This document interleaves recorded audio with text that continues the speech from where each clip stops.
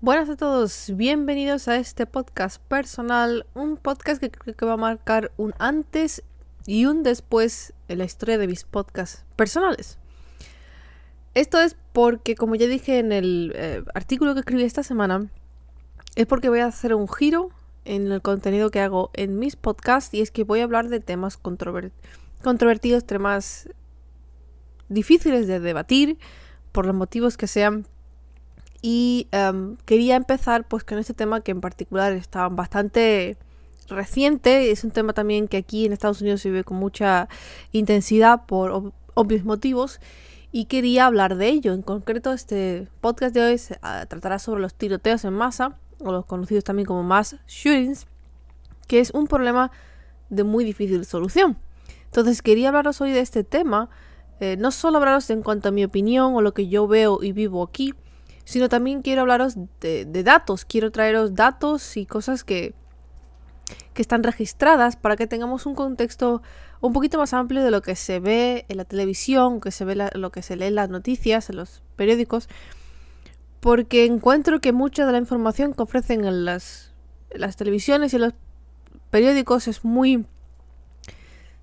divide mucho a la gente y después comento un poco el porqué, ¿no?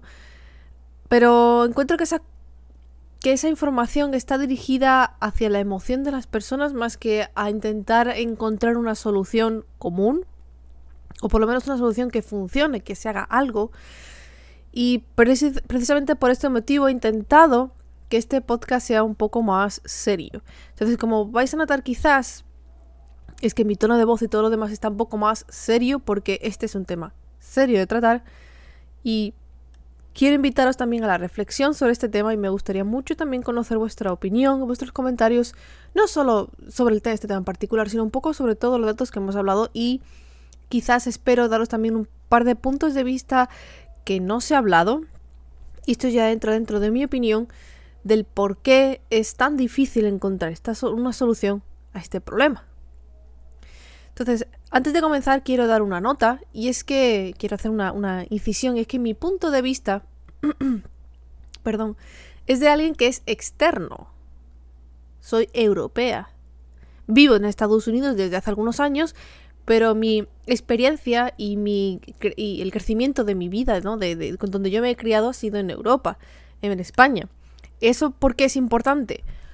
Es importante para distinguir el contexto en el que todo lo que voy a hablar después. Yo no nací aquí, yo no he vivido la cultura americana, he vivido la cultura europea, donde no es habitual que la gente tenga armas encima, ni es habitual que la gente se defienda de otras personas o que ataque a otras personas con armas. Eso no quiere decir que haya armas, que no haya armas en España o que no haya armas ilegales en España. Las hay, como en todos sitios. Lo que sigo es que es mucho más difícil encontrar armas, es de más difícil acceso, tienes más problemas legales si te encuentras con un arma. El crimen no suele estar relacionado con las armas de pistolas y demás, sino está más relacionado, por ejemplo, con palizas, con cuchillos, armas blancas y todas las demás. Entonces, quiero decir este punto de vista porque creo que es importante. Yo lo estoy viendo todo esto desde el punto de vista de alguien externo, que lo está viendo desde fuera. Que sí que es cierto que estoy viviendo aquí, que hablo con la gente de aquí, me sumerjo en esta cultura y seguramente se me están pegando un montón de malos vicios, ¿no? Como puede ser, por ejemplo, el chocolate, los batidos de chocolate. Pero quiero hacer esta distinción porque creo que es importante. Quizás en otros sitios que me estéis escuchando también sea la misma situación que en España, que no suele haber armas y tal. O quizás no. Entonces quiero dejar eso porque es importante situarnos cada uno en el sitio de donde vemos las cosas. Y luego otra cosa que quiero hablar es que no voy a mencionar el nombre de ningún asesino. Porque ellos no son importantes. Son importantes en el sentido de que son los que han provocado mucho dolor y mucho sufrimiento a víctimas. Pero yo no voy a animar a nadie, a darle fama a nadie, por poca fama que sea hablar de ellos, ¿no? No merecen ser nombrados. Sí hablaré de eventos y sí hablaré de víctimas, pero nunca de asesinos. Entonces vamos a comenzar con lo que es, entendiéndose la definición de qué es un tiroteo masivo, ¿no? Cuando decimos que ha habido un mass shooting, ¿a qué se refiere la empresa, no? Porque normalmente la gente, cuando escucha la noticia, oh, un mass shooting, un tiroteo masivo, no sé dónde, pues empieza la gente piensa que es como un montón de víctimas, ha habido un montón de muertes, ya la han liado otra vez, esto cómo puede ser. En realidad no es tan así. Tendemos a pensar que cuando la policía clasifica un tiroteo como masivo es porque ha habido una gran cantidad, no 10, 15, 20 muertos y en realidad no es así. La policía entiende como tiroteo masivo es un tiroteo en el que al menos son tiroteadas 4 personas en un único suceso. Y estas personas no tienen por qué ser todas asesinadas, incluyen las asesinadas, las que se mueren por efecto de ser tiroteadas, perdón, o las que son heridas. Entonces incluye las personas que han sido heridas o asesinadas, ¿no? Entonces es un tiroteo en el que al menos son tiroteadas 4 personas en un único suceso, sin contar con el propio asesino, que en la gran mayoría de las ocasiones mueren ellos en esos sucesos, y suelen ocurrir en un único lugar que además es de acceso público o que tiene una gran cantidad de gente, aunque sea un acceso privado, ¿no? Por ejemplo, un cine o una universidad. No es que sea precisamente de acceso público, hay universidades que son privadas, pero hay una gran cantidad de gente, ¿no? Solo en 2 ocasiones han habido 2 asesinos, que fueron los de Columbine y el West Side Middle School, 2 colegios. Una vez definido ya qué es lo que es un tiroteo masivo, quiero haceros entender esto porque es importante. Nosotros solemos llegar a ver o nos llegan los tiroteos masivos que son más espeluznantes, más llamativos. Oh, un tiroteo masivo en el que ha habido 30 víctimas. O aquellos que impresiona más a la gente, ¿no? Como este tiroteo masivo reciente de YouTube, que iba a decir que resultaba gracioso. No resulta gracioso, pero curiosidades que justo hay un tiroteo masivo en la sede de YouTube la semana que quiero hablar de tiroteos y que estaba preparando este guión. Entonces, solo nos llegan los tiroteos que son como más destacables, ¿no?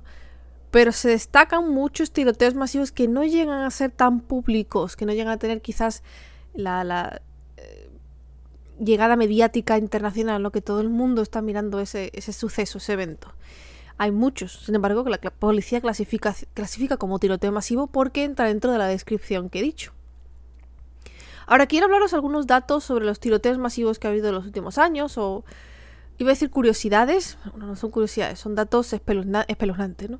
Entonces el primer dato en el que se registra una tendencia, digamos, de características de los que son tiroteos masivos, voy a decir, de interés mediático, es importante decirlo, tiroteos masivos de interés mediático. Estos son los tiroteos que son masivos, que por las características del tiroteo en sí llaman mucho el interés de la prensa. Y la prensa entra con una rabia y con unas ganas de trincar la noticia y de llamar la atención del público, de llevarse la noticia y de querer tener ahí, oh sí, vamos a sacar todo el jugo que podemos de esta noticia.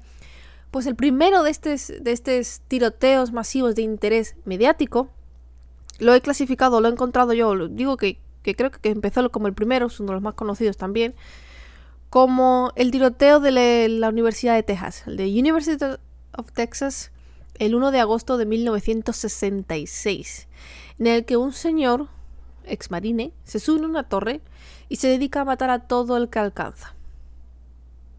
Con esa idea de una bala a un cuerpo, one bullet, one shot, algo así, no me acuerdo cuál era el lema de los marines, pero algo así. Pues este señor se sube a una torre y dedica a matar a todo el que alcanza en lo que es el rango de esa torre. Consigue matar a 18 personas y hiere a 30 personas antes de que lo abaten, ¿no? Entonces, clasifico como el primero de tendencia, porque ha habido antes tiroteos masivos, antes de este 1966, creo que había algunos en los años 50 también, y después de la Segunda Guerra Mundial.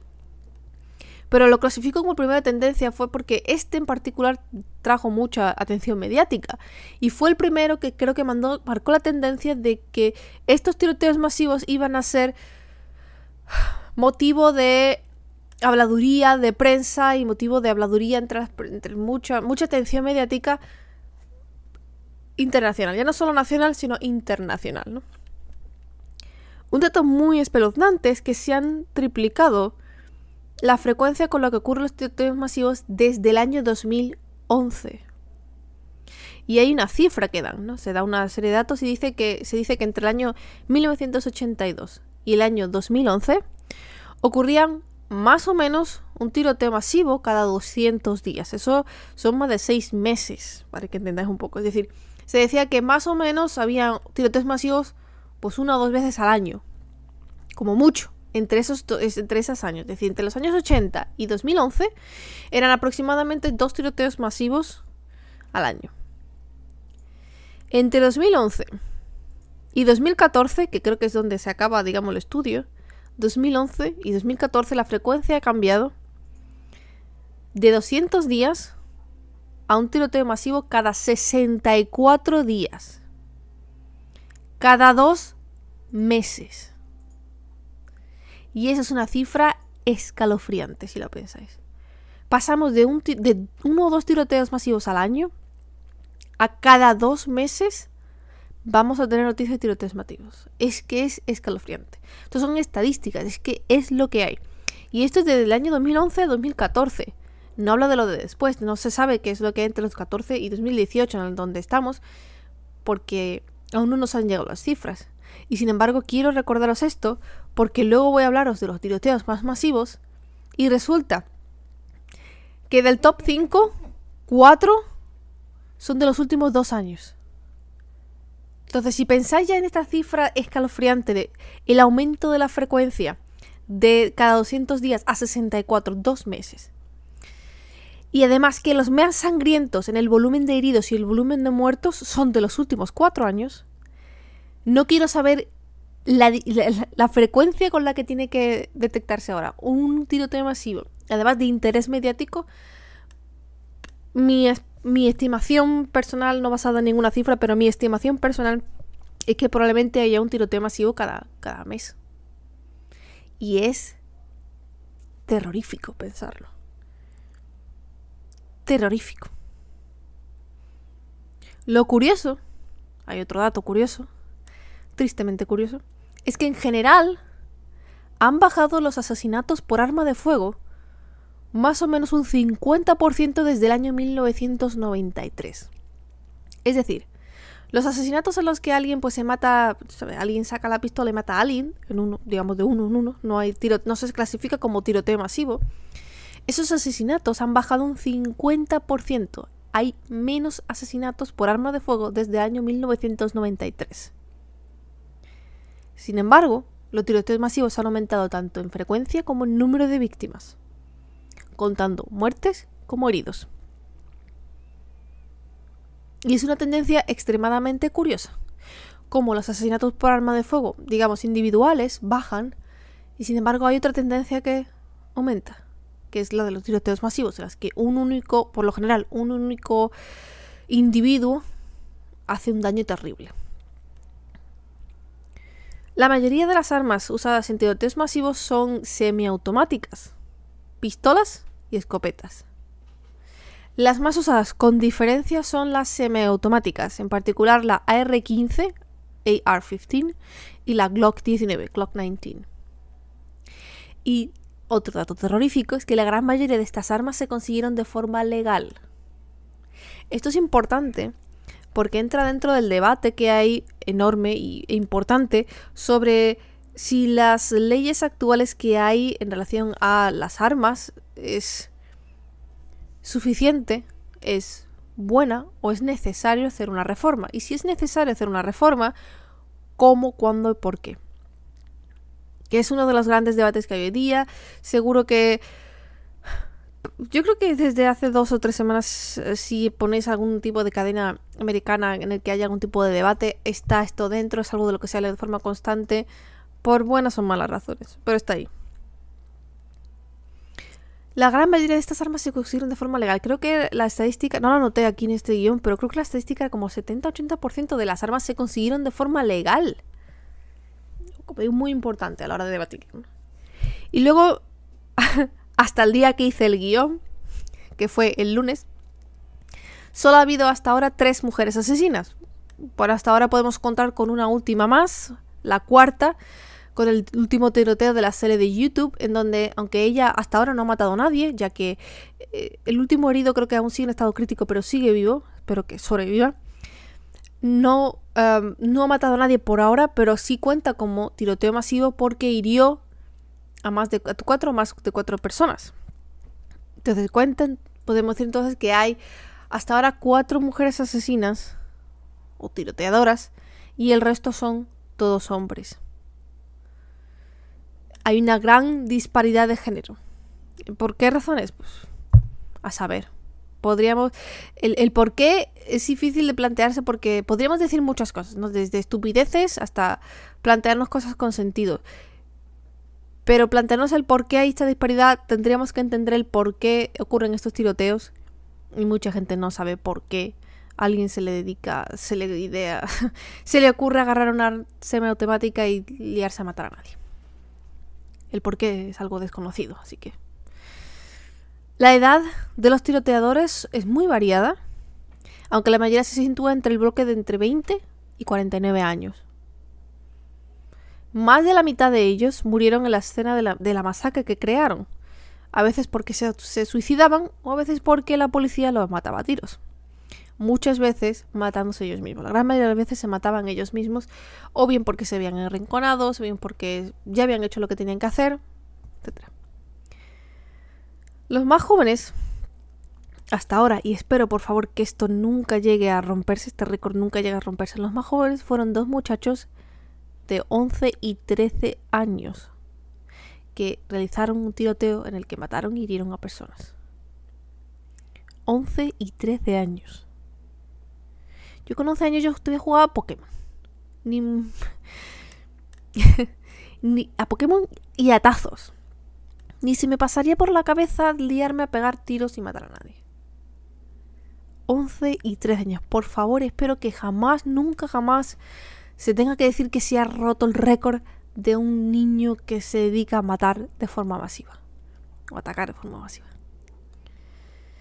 El más mayor de todos los tiroteadores hasta ahora fue un señor de 70 años.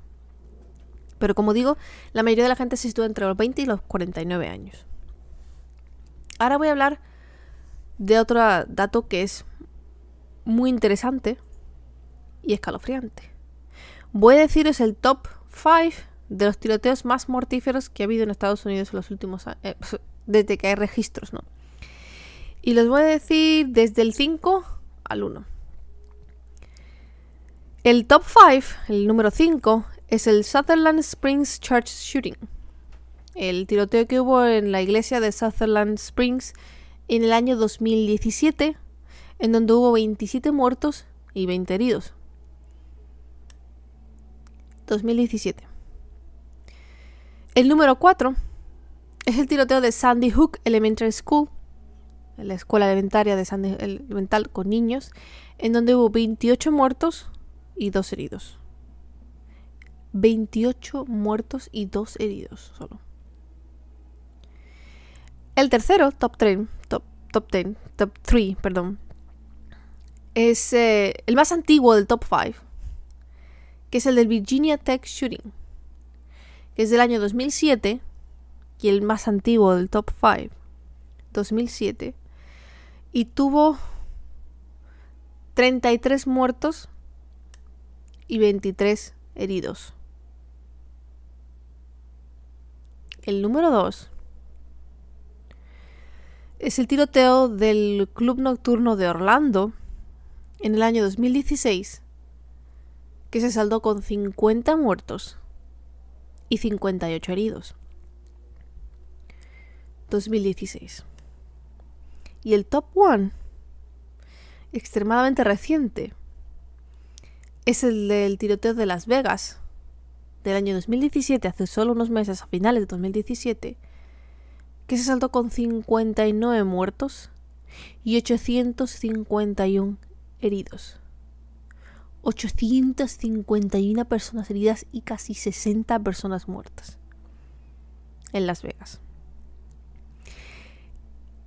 Y esto es tremendamente escalofriante.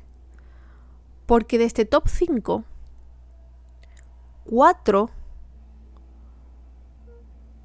han ocurrido después del año 2011. Cuando empezaron a verse el aumento de la frecuencia de tiroteos masivos. En particular, 3 han sido los 2 últimos años. El de Las Vegas, que es el número 1, hace unos meses. El de Orlando, que fue hace 2 años. Y el de las iglesias de Sutherland Springs, que fue hace un año. Esto es lo que realmente da miedo. No solo están aumentando de frecuencia, es que prácticamente vamos a tener cada mes una noticia de un tiroteo masivo. Es que además cada vez son más sangrientos, más terribles. Todos estos shootings que he dicho, el top 5, ocurrieron con armas semiautomáticas. Todos. La mayoría rifles y algunos con pistolas semiautomáticas. Pero todas fueron con semiautomáticas, bien sea pistolas, rifles o una mezcla de las dos.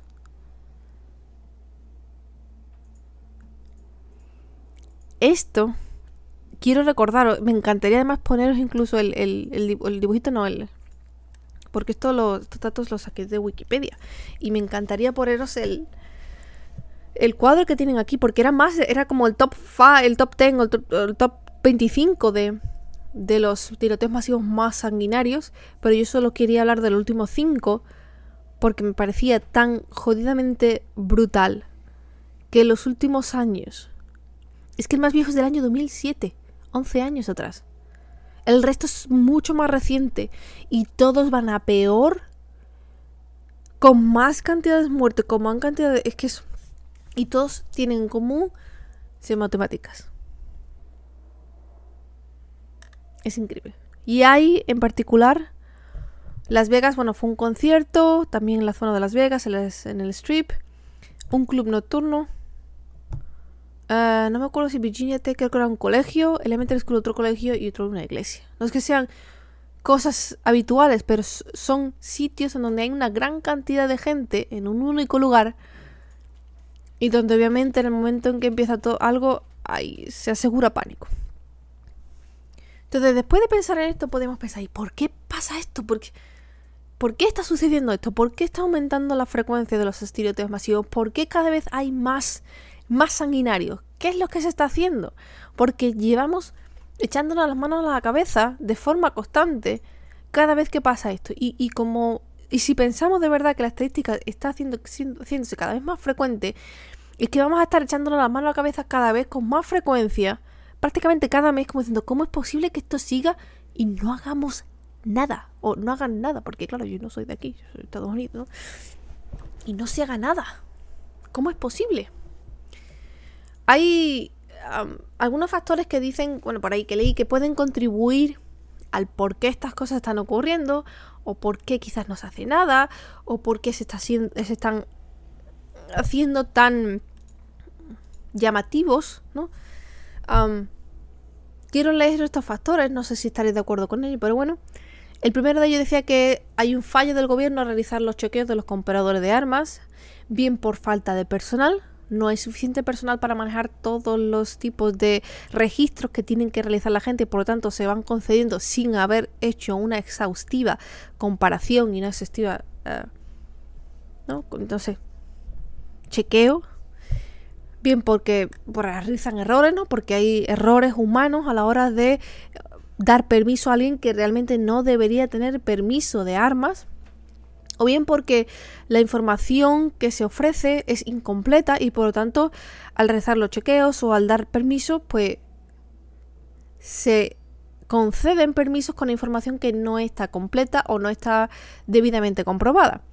Entonces se dice el primer causa es que es un fallo del gobierno que debería subsanarse.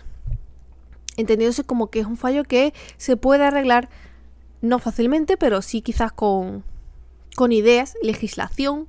Si es verdad que falta de personal, pues añadir más personal que se dedique a este tipo de problemas. La legislación en el sentido de ofrecer nuevas leyes que permitan un control exhaustivo o más control o más cerrado. Si es información incompleta, evitar que por información incompleta se concedan cosas, sino que esperar tener información completa. Pero no aclaran aquí a qué se refiere con ese tipo de cosas, porque es cierto que pues estas cosas pasan, pero ¿por qué pasa? ¿Cómo es posible que haya tantos, vamos a decirlo así, que se traspasen tantos filtros? No debería ser así. Hay algo que está fallando, tenemos que ver qué es y cómo subsanarlo. Otro de los factores que dicen es que hay una alta accesibilidad a poseer armas y a comprar material, como por ejemplo balas o cualquier material que sea un complemento de las armas, ¿no? Como, yo sé, la verdad, estoy aquí hablando y no tengo ni idea de armas, ¿no? Vamos a ver, de poner algún tipo de filtro, de algún tipo de accesorio extra para las armas, no sé, esto tendría que hablarlo quizás alguien que entienda de armas, ¿no? A mí la verdad que no, bueno, pero lo curioso es que hay una estadística que en donde Estados Unidos es más alta, es la más alta de todo el mundo, incluso más alta que en zonas de guerra. Y es que hay una estadística que dice que por cada 100 habitantes en Estados Unidos hay un 88,8% de armas. O sea, por cada 100 habitantes hay 88,8 armas. La más alta del mundo, incluso más alta que encima de zonas de guerra. Entonces eso indica que hay una clara y fácil accesibilidad a poseer armas y a comprar material relacionado con las armas. Y esta accesibilidad no indica si supongo que también está incluida las armas ilegales. Es cierto que hay una alta accesibilidad a comprar armas legales, hay muchísimas tiendas de venta de armas con su regulatorio y tal, pero supongo que en esta estadística está incluida también las armas ilegales. Y es que claro, pues obviamente creo que es algo lógico, si tú tienes un sitio en el que es muy fácil comprar armas de forma legal, también será bastante más fácil en ese lugar acceder a armas de forma ilegal. Porque hay más disponible, bien porque hay más robos de armas de otras personas, o bien porque hay gente que se dedica a revender sus armas a otras personas que no pueden conseguir sus armas por los motivos que sean. Entonces hay más reventa, hay más robos, hay más accesibilidad, y a eso quizás se refiere con accesibilidad, a que es muy fácil conseguir un arma de forma legal, y eso implica que también es más fácil acceder a armas de forma ilegal. Otro de los factores que se mencionan es que hay un deseo de fama y notoriedad por parte de las personas que realizan tiroteos masivos, como para recordar su nombre, ¿no? Como hacerse importantes, es como decir, mira, mi nombre nunca estará en una lista de personas más guapas o gente más inteligente, nunca ganaré un Nobel, nunca ganaré un Pulitzer, nunca haré algo remotamente notable, excepto si me dedico a masacrar personas. Así que, pues nada, me armo con una escopetilla o algo y a liar a matar. Eso es lo que se dice, que hay un deseo de fama y autoridad, de hacerse nombrar, de hacerse recordar. Y en esto tengo que dar mi incisión, mi opinión de que la prensa es la que ha estado promoviendo mucho este tipo de factor. Porque la prensa se dedica a sacar carnaza. Se dedica a exprimir y explotar todo lo posible para, obviamente, pues tener más audiencia. Esto quiero decirlo un poco después, lo expando un poquito después, pero básicamente la prensa se dedica a atacar a la gente en la emoción para tener más público y le importa una mierda, hablando claramente y pronto, el resto. Si eso implica que tiene que estar persiguiendo a los padres de un asesino, pese a que los padres pueden estar devastados, pues ellos los persiguen para entrevistarlos como si fuera la cosa más normal del mundo, que tú quieras entrevistar a los padres de un asesino que obviamente se encuentran en estado de shock, como diciendo, ¿cómo es posible que mi hijo haya hecho esa barbaridad? Porque esa es otra cosa que me he encontrado, es que aquí hay grupos de apoyo de familiares de familiares de asesinos, más de tiroteos masivos. Esto es ya un poco mi opinión entre ahí, pero se ha llegado a normalizar tanto esta situación, normalizar en el sentido de que es tan habitual que hay grupos de apoyo para padres, madres o familiares cercanos de asesinos masivos de asesinos de masacres. En donde estos padres que se encuentran con esta situación en la que de repente se ve: mi hijo ha ido al colegio esta mañana y ha masacrado a la mitad de su clase, y la cara de mi hijo está pegada en todas las televisiones nacionales y muchas internacionales, en donde tengo ahora mismo toda la calle llena de prensa acosándome a mí y a mi familia, al resto de los que me queda de mi familia, en el peor momento de mi vida, cuando mi hijo ha hecho algo que es que nadie, de estas cosas que es común. Pues sí, hay un grupo de apoyo para padres de eso.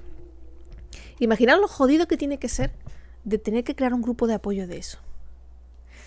En fin, pues deseo de fama y notoriedad. En esta cosa creo que la prensa entra mucho en la culpabilidad de eso. Por esto es una de las razones por las que no decir el nombre de los asesinos es importante, porque ellos no son los importantes y nunca deberían serlo, salvo el hecho de atraparlos y que pues enfrenten las consecuencias de sus actos. Las víctimas son las que deberían tener el voz y voto, y al explicar la situación, en el sentido de dar la noticia de lo que está ocurriendo, debería haber un distanciamiento emocional. Que sí que lo digo esto, si lo piensas bien, en el sentido de, oh sí, es que la prensa tiene que dar las cosas con un distanciamiento emocional. Y luego me podéis decir, ¿y cómo va a dar a alguien una noticia de que están atacando a los niños de forma de distanciamiento emocional? Es difícil, pero es lo que se debe hacer. Porque en los momentos en los que hay un tiroteo y donde realmente están ocurriendo cosas, están fuera del control de todos, salvo de la policía, que son los que deberían tener el control. No la prensa, no tendríamos que estar nadie allí con nuestros twitters, nuestro Reddit, la prensa husmeando, pues intentando enterarse del último momento, todos ahí agobiados, porque al final se da lo que quería el asesino, que es fama y notoriedad.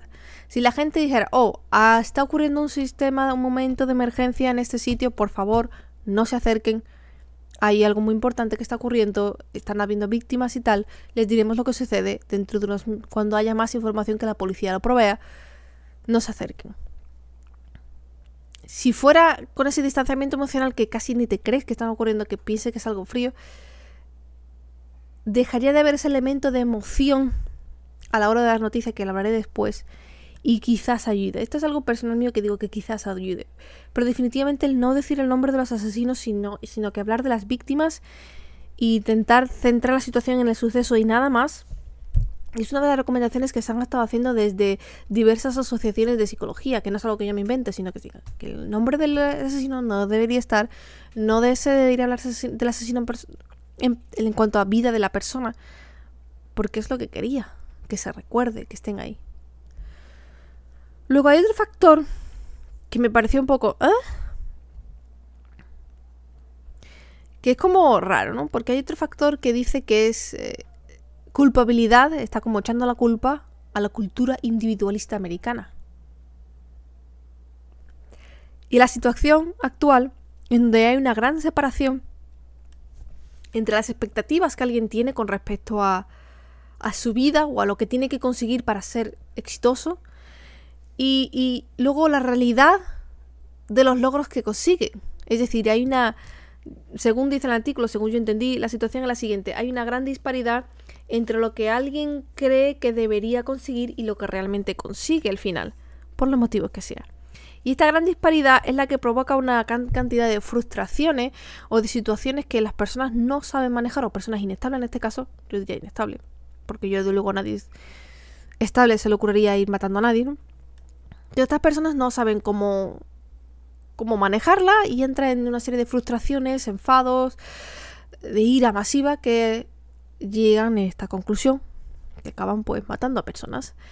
Y me pregunto si aquí entra un poco dentro de lo que se viene siendo un debate o no, una idea que estuve leyendo hace tiempo, y es que quizás hay una caída del sueño americano, de que el sueño americano realmente lo que es, ya sabéis, esa cosa que vendían en las películas y en las historias de, oh sí, se va a conseguir el sueño americano de que tú, desde abajo, puedes llegar a ser rico, puedes llegar a ser alguien poderoso, puedes llegar a ser alguien importante. Y el hecho de que se dé este factor o que se mencione me da a entender que quizás esa idea está cayendo, de que la gente está diciendo como, oye, que me parece a mí que eso del sueño americano es un montón de mierda. Y eso de que alguien desde abajo pueda llegar a ser súper exitoso ocurre una vez de cada 50 millones y que eso no lo consigue todo el mundo por mucho que lo desee. Y alguien tiene la culpa de esto. Y yo me voy a enfadar mucho con los que creo que son culpables. Y como creo que son culpables y yo soy americano, tengo el derecho y el deber de defender lo mío. Defender lo que me han quitado, lo que por derecho debería ser mío, que es tener el sueño americano. Así que me voy a dedicar a matar a todo el que me cruce, a los que creo que son culpables de esto. Creo que es así como he entendido, ¿no? El factor este que dicen de culpar a la cultura individualista. No sé, creo que este es un factor un poco cogido con pinzas. No sé si porque quizás como alguien ajeno a la cultura americana no lo entiendo, no lo tengo bien claro. O quizás porque está mal explicado o yo lo entendí mal directamente. Que también es posible, no soy perfecta. Pero la cultura americana no es la única cultura individualista que existe en el mundo. Y hay otro tipo de culturas en lo que es muy importante el éxito laboral, personal. Y la gente no se dedica a matar a otras personas. Reaccionan de otras maneras, eso es cierto. Por ejemplo, tenemos la cultura japonesa. No es individualista, es más bien social. Pero sí es cierto que en esa cultura, en donde en cuanto hay una gran discrepancia entre las expectativas y los logros conseguidos, y se ve ese abismo de no tengo nada, y yo debería, y yo tendría que... Pues suceden otras cosas como por ejemplo pues, la gente que se encierra en sus casas, o que hay una gran tasa de suicidios. Pero no hay tiroteos masivos. Porque es otro tipo de cultura. Que por eso digo que quizás este factor yo no lo entiendo o yo no lo entiendo en el contexto en el que lo querían escribir. Y luego el último factor que pueden contribuir a este aumento de la frecuencia, a este hecho de que los tiroteos masivos son cada vez más masivos y más dañinos. El último punto, el factor, es el estado mental. Se debate si el estado mental es un factor o no. Si podemos decir que todos y cada uno de los tiroteadores estaban en un estado mental descontrolado, inestable, bla, bla, bla. O si es algo que existe en algunos casos y en otros casos no. En otros casos no se puede decir que el tiroteador estaba en un estado mental alterado, sino que sabían lo que estaban haciendo, sabían las consecuencias de lo que estaban haciendo y aún así lo hicieron. Entonces hay un debate ahí también si el estado mental... claro que esto está muy promocionado por las asociaciones de psicología y psiquiatría. Y esto lo digo sabiendo perfectamente lo que hay detrás. Esto lo promueven, este debate de quizás es que hay una gran inestabilidad mental. Debemos investigar más, hay que invertir más en la investigación, en el desarrollo, investigación, desarrollo y en tratamiento del estado mental para proteger a la gente para que esto no suceda tanto. Esto lo digo porque, claro, tenemos también que pensar que estas asociaciones de psicología y psiquiatras lo que le conviene es que tengan más clientes. Entonces, si el gobierno decide que bueno, que sí, que el estado mental de una persona es muy importante o es súper relevante a la hora de reducir o evitar reducir la frecuencia o reducir la masividad de los tiroteos masivos, un factor de prevención. Como crear un factor de prevención. Sí, venga, vamos a decir que el estado mental es importante a la hora de tratar este tipo de situación.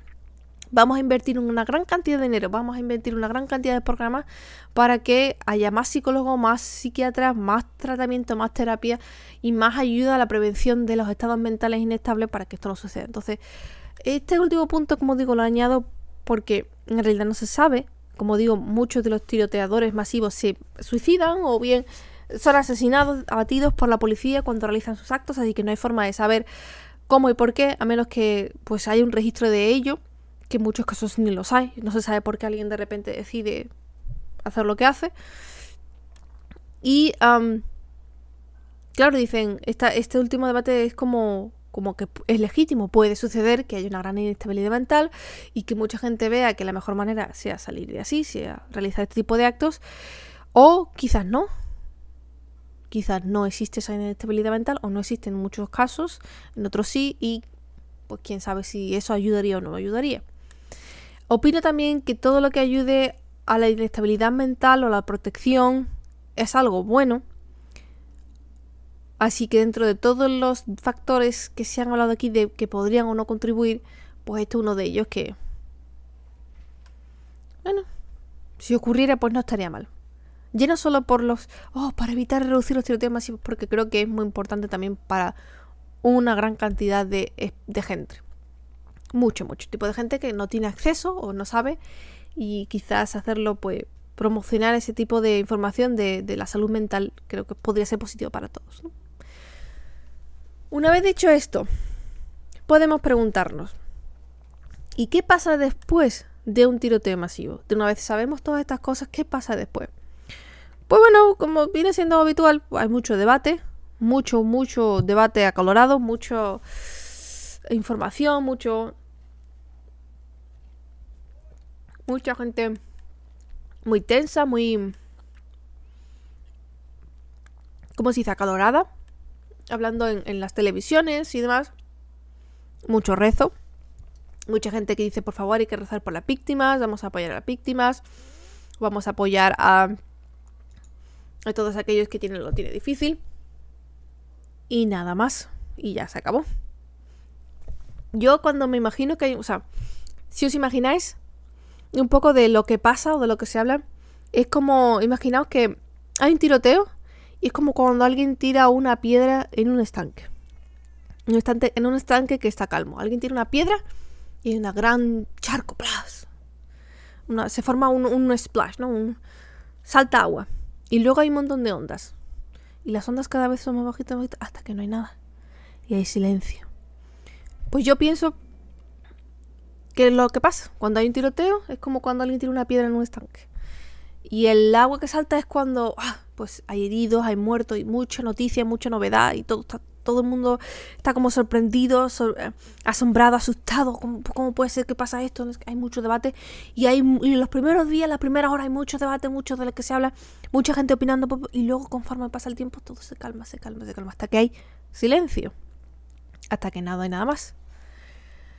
¿Y esto por qué?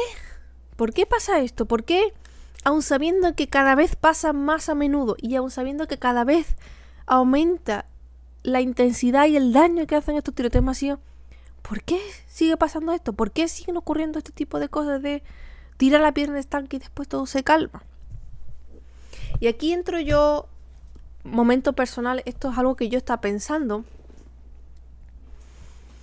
y aquí entro yo un poco la opinión personal, ¿no? Está en primer lugar porque la prensa.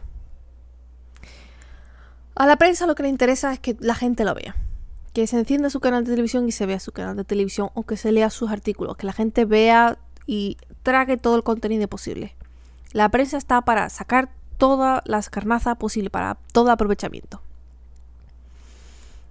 En el momento en el que hay una situación de tiroteo masivo es un momento muy emocional. La gente está asustada, mucha gente está nerviosa, alguna gente está aterrorizada porque puede tener algún familiar en esa situación, otra gente se enfada, como diciendo, ¿cómo es posible que vuelva a ocurrir la cosa esta? ¿Cómo es posible que no se haga nada? Así que quieren sacar provecho de toda esa emoción. Se produce una como digo, cuando alguien tira una piedra, cuando hay un tiroteo masivo, se produce un shock importante. Y a la gente le llama la atención ese hecho porque cambia su rutina diaria.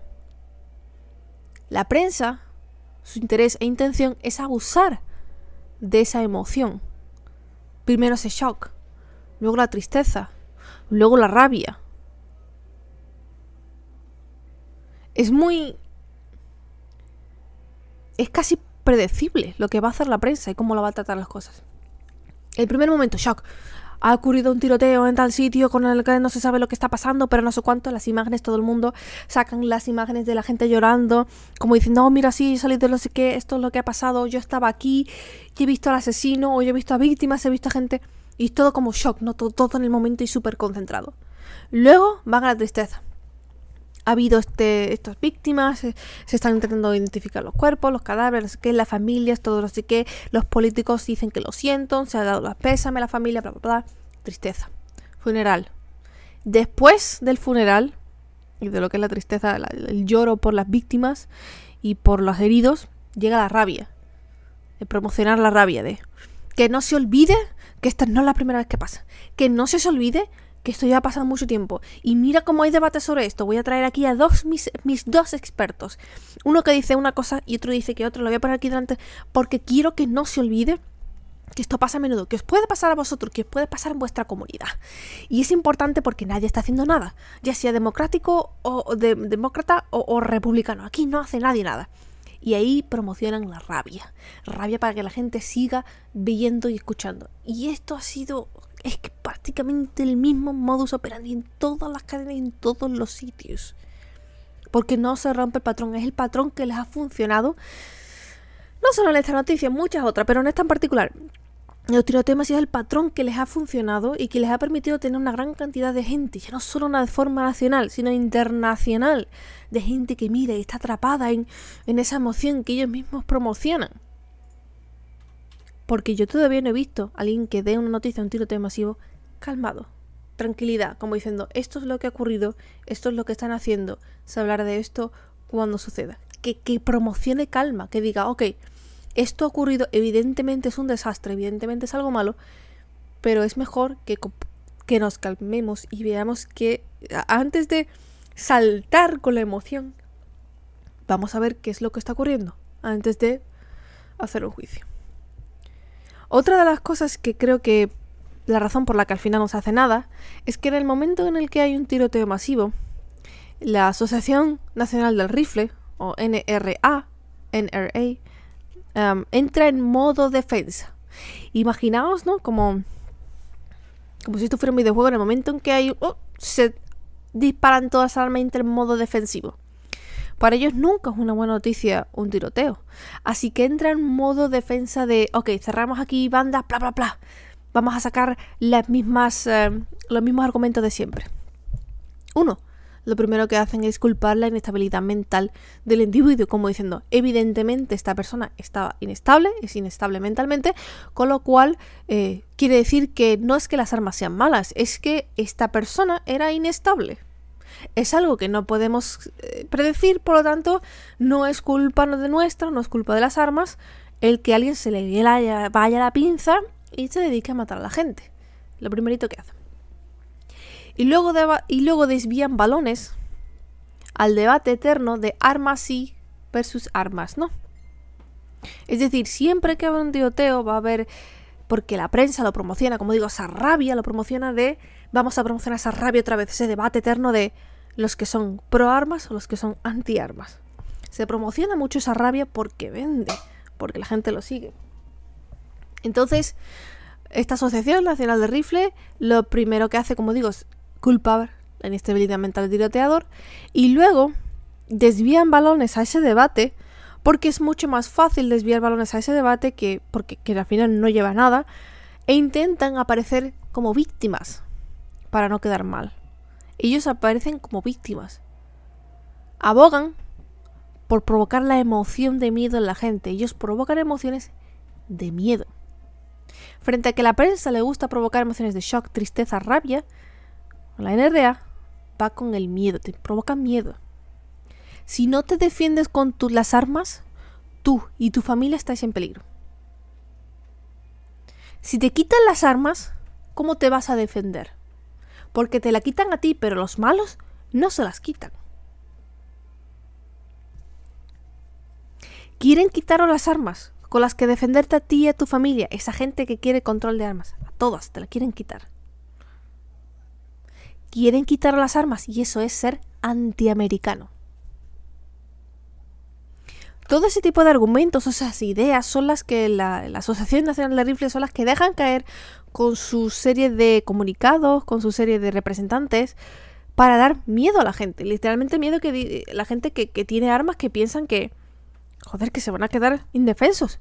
¿Cómo es posible que me quiten a mí las armas y los malos las van a tener y yo cómo defiendo a mi familia? ¿Voy a estar indefenso? De eso nada, aquí nadie me quita mi arma por encima de mi cadáver. Y eso es lo que provocan inmediatamente una reacción de miedo. Miedo a la gente que no sabe qué está pasando, saben que está pasando algo grave, claro, pero luego piensan Hey, si tengo que elegir entre mi familia y yo elijo a mi familia, o los otros, yo elijo a mi familia. Y para defender a mi familia, yo tengo mi arma. Y al resto que le den por saco. Nunca querré que me quiten mi arma y por tanto nunca votaré a nadie que desee quitar armas, ¿no?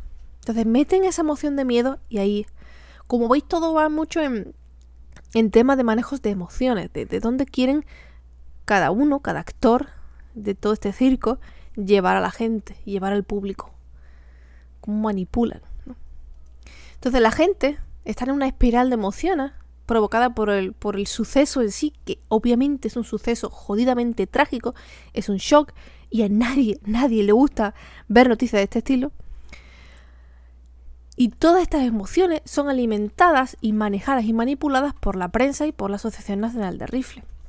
Y ojo, la prensa también incluye internet, incluye todo lo que vemos en la televisión y todas estas cosas, ¿no? Incluso la gente, lo que habla la gente en la calle. Entonces, la gente en esta espiral de emociones dice, quiero solución ya. Esto no es posible que esté ocurriendo ya. Impaciencia. Radicales. Quieren soluciones ya e impaciencia. Y esto lo que provoca es una división, algo intencionado por parte de, por ejemplo, de la Asociación Nacional de Rifle, que lo provoca de forma intencionada para que haya esta división. Porque si hay división, pues ¿qué pasa? Que no se hace nada. Que es al final lo que acaba sucediendo. Nada. Entonces, esto provoca esa división en donde, por un lado, está la gente que quiere que haya cambios ya, cambios radicales, que esto no puede ser, que esto ya tiene que cambiar, alimentados también por muchas reacciones por parte del resto del mundo fuera de Estados Unidos, que no conoce la situación de la cultura y de la ideología americana, porque vivimos fuera, porque yo he crecido fuera y me resulta ajeno, que dice que se ríen, incluso hay gente que se ríe de los americanos, diciendo, otra vez, otro tiroteo masivo, esto nada más que son salvajes que se matan entre ellos. Mira cómo aquí quitamos los tiroteos masivos muy fácilmente. En el momento que hubo uno, fuera las armas y a tomar por saco eso. Como que nunca toman decisión. Entonces, hay esta espiral de emociones en donde hay un grupo que quiere soluciones ya, radicales, y hay otro grupo que son los que están asustados, por ejemplo, gracias a la Asociación Nacional de Rifle, con esas emociones que estaba diciendo que metía, con esas ideas que metía la gente de miedo, de que le van a quitar sus cosas, de que le van a quitar sus armas, de que le van a hacer ser antiamericano, de que van a dejar desprotegida a su familia. Entonces tenemos esta división de un grupo quiere cosas ya y otro grupo asustado que dice, no, a mí que no me quiten lo mío. Entonces, ¿qué pasa? Estos dos grupos están enfrentados y aquí no se hace nada. ¿Por qué? Porque es blanco contra negro. Al final acaban polarizando la situación de tal forma que una cosa es blanca y otra cosa es negra. Y se entra en esta pelea de sí versus no, de armas sí versus armas no, y no se avanza en ninguna parte. Es un choque directo uno contra otro. Al cabo del tiempo, la intensidad de las emociones va bajando, como digo, las olas de ese lago se van calmando, el caso se va difuminando y se olvida, o no se olvida exactamente, pero digamos que como que se pierde hasta el siguiente tiroteo, en donde todo vuelve a empezar una y otra vez, una y otra vez.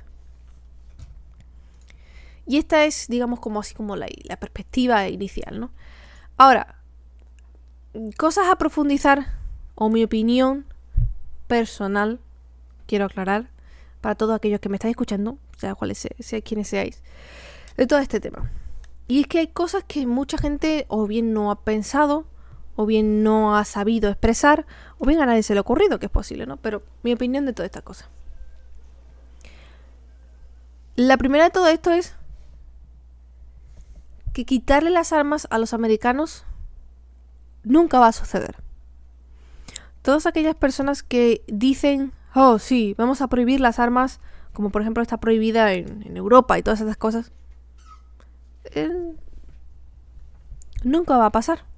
Y esto lo tengo yo claro. Por mucho que a mí, en particular a mí no me gustan las armas, yo no me gustaría tener en ningún caso un arma en mi casa, pase lo que pase.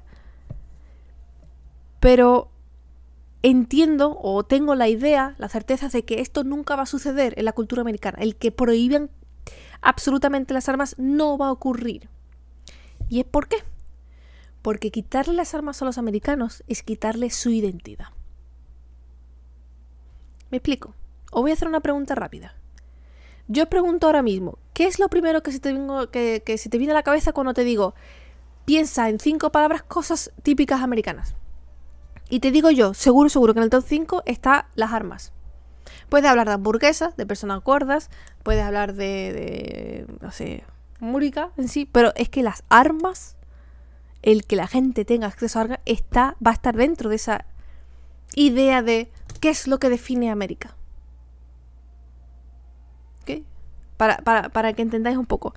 Si tú, por ejemplo, dices, ¿qué es lo que define ser español? Oh, pues se te viene idea, los toros, la fiesta, la paella, la comida, papá, no sé qué. Pues ser americano es tener acceso a armas. Digo más. ¿Cuál es la primera enmienda de los Estados Unidos? La libertad de expresión. El free speech. ¿Cuál es la segunda? La de llevar armas. El que todo el mundo tenga el acceso a armas. Primera, free speech. Segunda, acceso a armas. Está tan metido dentro de lo que es ser americano que quitarles eso es quitarle la identidad de lo que es ser americano. Quitarles las armas a los americanos, por mucho que queramos, por mucho que sabemos, por experiencias en otros países, Australia, Inglaterra, no me acuerdo también si en Alemania, en el momento en el que hubo un ataque un tiroteo masivo y hubo muchas muertes, se restringieron masivamente el acceso a armas y pararon, no hubo más o muy pocos, el bajón fue tremendo. Sabemos por experiencia que ese tipo de restricciones funciona. Aquí no va a funcionar, en Estados Unidos no va a funcionar. ¿Por qué? Porque está dentro de lo que es ser americano, de la definición de lo que significa ser americano. Porque vivieron y han crecido con esa historia. Cuando se creó Estados Unidos, se creó con la segunda enmienda, que dice que los americanos, el ser americano, dice que tú tienes permiso para llevar las armas. Que tú puedes llevar armas para defenderte a ti y a toda tu familia. Es lo que es ser americano. Entonces, alguien que venga y que diga, no, te voy a quitar las armas porque estoy seguro que es lo mejor en general para toda la sociedad, visto de los tiroteos, en ese momento, para mucha gente implica, tú me estás quitando mi derecho a las armas, me estás haciendo no ser americano. Tú eres antiamericano. Y mucha gente lo ve así. Entonces yo lo tengo claro porque es algo que lo está pensando, en el que no va a haber, nunca va a suceder que se prohíba las armas en América. Y si sucede, va a ser un shock, va a ser alguien que tome una decisión de forma autoritaria de aquí me planto por mis santos cojones que se prohíbe las armas, y va a ser una de las decisiones más impopulares pero además masivas. Porque es dentro de la identidad de ser americano. Mi opinión. Una vez sabiendo esto, podemos plantearnos, entonces, ¿qué se puede hacer? ¿Hay algo que hay que hacer? No se puede esperar un cambio, que mucha gente lo que espera. Si no se cambia algo, no van a ocurrir cosas mágicas, ¿no? Si no hay un cambio. Si no se hace algo. Es decir, no vamos a esperar a que dejen de suceder tiroteos masivos o que no haya ese aumento en frecuencia e intensidad. Si no se cambia algo, ¿no? Es lo que es eso. El problema es que, claro, como estamos en ese bucle de emociones, las soluciones que se aportan son soluciones rápidas, que no son nunca buenas soluciones, sino que suelen suceder, son en su mayoría o bien soluciones que se dan en respuesta a emociones del momento, como por ejemplo la estúpida idea de decir, pues vamos a prohibir las armas, sin pensar el por qué quizás no es buena idea en el contexto de la sociedad americana decir esa cosa. O decir otra estúpida solución, que se ha dado en el caso de Trump, pues vamos a dar un arma a los profesores para que defiendan a sus niños. Las soluciones rápidas no son buenas soluciones, son parches, en el mejor de los casos parches, que a la larga dan más problemas que soluciones. Y además no hay buenas soluciones, siempre va a haber un problema, un tema del que hablar, ¿no? Si hablas de control de armas, siempre van a haber el tema de qué se controla, cuánto se controla, quién lo controla, cómo lo controla.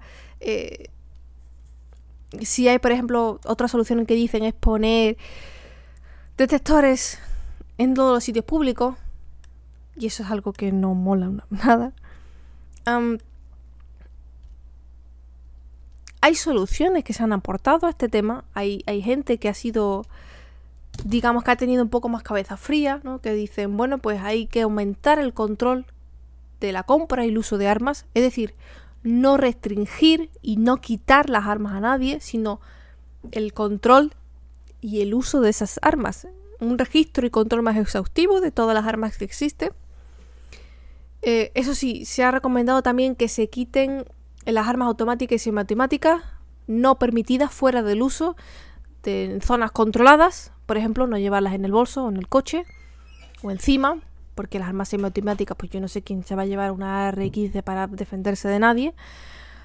Entonces dicen, una de las soluciones que se dicen es que eso, que no haya armas automáticas o semiautomáticas solo en zonas controladas, como por ejemplo campos de tiro, que están preparados para lidiar con eso. Pues esos son campos de tiro, ¿no?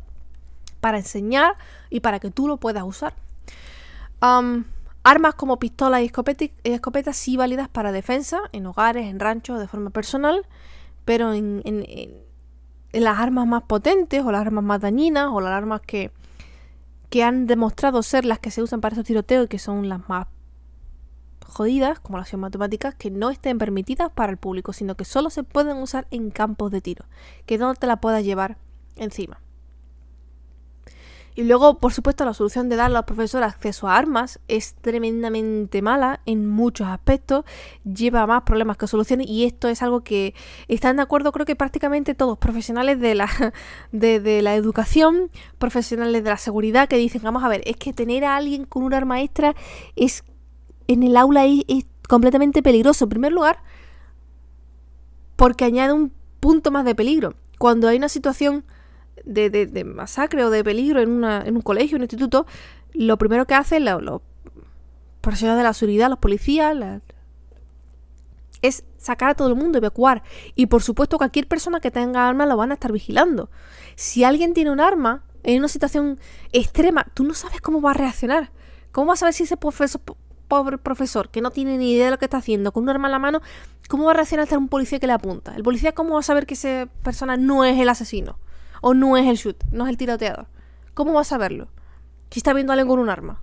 Es que va a provocar más muerte que daño. Y luego imaginad también los niños que a lo mejor no tienen acceso a armas y de repente ven el arma de la pistola del profesor. Se lo llevan, se la roban. Es que es una solución tan mala. Otra solución que han dicho es situaciones, por ejemplo, de colegio y demás. Ofrecer defensa o crear un búnker o ya los hay, que son evacuaciones o ensayos de evacuaciones en caso de tiroteador. Que es curioso porque si hay ensayos de evacuaciones con tiroteadores, muchas ocasiones los propios tiroteadores son gente de la escuela o de la universidad que saben cuál es el protocolo de actuación en caso de tiroteo.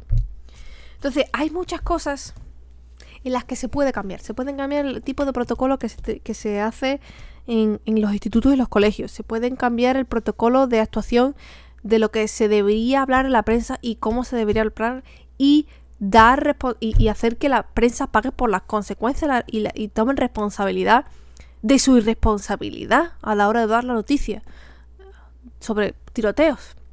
De qué se permite, qué no se permite y qué se recomienda y qué se obliga, ¿no? Igual que se obliga, por ejemplo, ahora mismo en España, cuando se habla de un caso de violencia de género, siempre se pone el número de teléfono de actuación contra la violencia de género. Y eso es algo que se hace por ley y que todas las televisiones lo hacen y lo ponen. Se habla un caso de violencia de género y aparece el número de teléfono para que cualquier persona que lo esté escuchando en cualquier momento, pum, puede ver el número de teléfono y nunca se sabe quién lo puede estar viendo. Quién puede estar diciendo, coño, por lo mejor necesito llamar a ese número. Pues algo así quizás se podía hacer. Otra de las cosas que pueden hablarse. De controlar la prensa, de darle restricción a la prensa, de cuándo, cómo. No en plan de censurar a la prensa, sino decir, prensa, prohibido dar el nombre de la persona. Número uno. El asesino no es lo importante es el suceso. Número 2, la familia del asesino no tiene nada que ver con esto. Eso déjalo a la policía, que lo establezca, que se vea qué sucede y qué no sucede. Pero hablar con la familia de la policía, de la la policía, la familia del asesino, solo por puro gore, es absolutamente innecesario. Provoca un montón de emociones a la gente, ya sea para la familia como para la víctima de la familia y las víctimas, como para la gente del público en general, que no tiene nada que ver. O sea, es que no, es provocar por provocar. Entonces, un control de la prensa, es decir, ok, la prensa tiene que controlarse un poco en lo que viene siendo dar la noticia. Puede darla, que la den y hablen de la noticia, pero con estas directrices. Es importante que sigan. El nombre del asesino no se menciona. La vida del asesino no es importante. La familia del asesino no es importante. La policía tiene que averiguar si la familia del asesino ha estado implicado o no. Y en el caso de que no, no se menciona. La familia del asesino no debería estar ahí porque ellos mismos también son víctimas. De otro tipo, pero también lo son. Lo importante son las víctimas, el estado de las víctimas, cómo están, dónde se encuentran, están vivas, si están vivas, dónde pueden estar, qué necesitan las víctimas. ¿Necesitan que haya sangre? Pues venga, todo el mundo a donar. Todas las cosas que puedan ayudar en la situación. El resto no es importante. Punto y pelota. No hay que hacer un debate de si se sacó un moco el asesino cuando fue a matar a alguien. Si hay un vídeo de gente sangriento, que no se publiquen esos vídeos. A mí no me gusta ver a la gente sangrienta llorando por la televisión. Es innecesario ese tipo de gore. Y lo hacen porque vende. Ese tipo de directrices es la que podría darse o recomendarse para la prensa. Es decir, como tú saques en un área protegido a alguien sangrando por la calle, en el que le han pegado 3 tiros, y que después sabemos que esa persona además se ha muerto, solo porque alguien lo grabó en Twitter, lo subió y nosotros lo vamos a poner en la televisión para que todo el mundo vea lo duro y lo trágico que ha sido esta noticia. No, eso no es necesario. Entonces todas estas cosas también se pueden hacer. Obviamente también se puede hablar del control de armas. Hay que tener aquí un debate y una cabeza fría. Yo ya he dicho que no es posible, en mi opinión no es posible eliminar por completo las armas de la gente aquí en Estados Unidos. La gente quiere tener esa opción de poder defenderse. Ok, no te la vamos a quitar, pero vamos a restringirla. Vamos a ver qué se puede hacer para evitar este tipo de situaciones. Si se dice que el gobierno falla porque le falta personal, pues vamos a ver qué se puede hacer para aumentar el personal que realiza este tipo de registro de armas y que se dedica a ver si las personas están adecuadas o no para tener una licencia de armas. Mete más gente. Si se dice que, resulta que es que hay problemas en las informaciones o los errores, pues contrata gente que se dedique a ver esa cosa. Si se ve que hay problemas, por ejemplo, con la licencia, pues ver qué tal. O el tipo de licencia, pues legislar. Es muy difícil. No hay ninguna solución fácil. Es que no hay ni una. Hay todas las soluciones que se puedan dar. Hay que hablarlas y hay que ver punto por punto. Yo ya he ofrecido varias porque son las que se han estado hablando. Ojo, se han estado hablando de forma tranquila y calmada en sitios que no son habituales. Si vais a cualquier tipo de debate de prensa, son todos igual, gritándose unos a otros y intentando apelar a la emoción, provocándote una emoción de debates y conversaciones calmadas, de decir, esta es la situación en la que hay, esto no se puede sostener porque estamos yendo a peor, es que no es normal. Tenemos que hacer algo y esto es lo que podemos hacer, y dentro de lo que podemos hacer, ver cómo lo hacemos. Es muy difícil y no se consigue de forma día a día. No sé qué pensáis vosotros, no sé cuál es vuestra opinión, si esta situación veis que se permite o no se permite, si se puede hacer o no se puede hacer. En fin, esto es algo que, como digo, está pasando. Ya veis, todavía no hemos terminado con el último tiroteo cuando ya hemos tenido otro aquí en YouTube que por suerte hasta ahora no ha matado a nadie, pero a saber, y probablemente de aquí a otro mes habrá otro, y otro, y otro, y otro. Ojalá esto sea una moda, por mal que suene, y esto con el paso de años se acabe olvidando y se acabe siendo algo que se está convirtiendo en algo habitual, tristemente. Y esto no es normal, no debería serlo. Pero, como digo, no hay soluciones fáciles, no hay debate sencillo. Si ponéis vuestro comentario, por favor, ya sabéis, con calma. Intentad pensar un poco en esa situación. Es difícil, pero si no sois americano, intentad poner la perspectiva de ser americano y estar en América, y lo que supone para muchos la eliminación de armas o no. Espero que os haya gustado este podcast. Como digo, nueva versión, modelo, nueva orientación de mis ideas de comentario, de lo que quiero hablar, un poco más al tema de temas controvertidos. Espero veros en el próximo podcast y ya sabéis, comentarios, sugerencias, dudas, opiniones son más que bienvenidos en los comentarios.